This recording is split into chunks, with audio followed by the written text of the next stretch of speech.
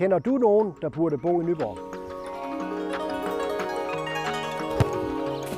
Vi er faldet til lynhurtigt. Altså, vi har 2 raske drenge her, som faldt til over i skolen, og fodboldklubben ligger lige herovre. Stranden, surfmuligheder, tennisklubben lige herovre.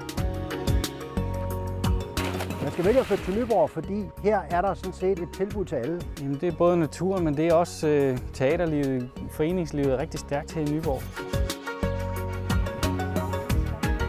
Vi ligger centralt midt i landet, så der er kort vej både til Aarhus, til Odense og til København. Men her synes vi får det hele meget tæt på afstanden til København, til en storby og til Odense.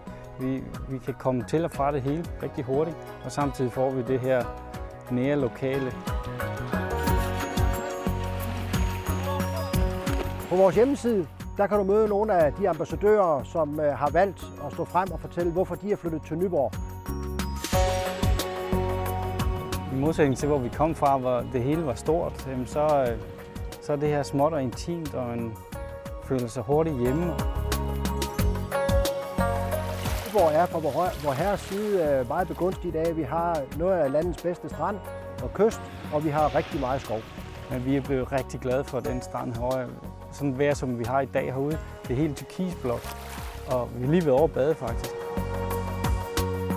Jamen, der er mulighed for at købe byggegrund, både hvis du vil bo i byen, men også hvis du vil bo lidt længere uden for byen. Alt det, vi har søgt, det har vi fået inden for en lille radius. Så vi er blevet sindssygt glade for at bo. Hvis du står i den situation, at du skal flytte, så synes jeg, at du kraftigt skal overveje, om Nyborg ikke kunne være det helt ideelle sted for dig og din familie at flytte hen.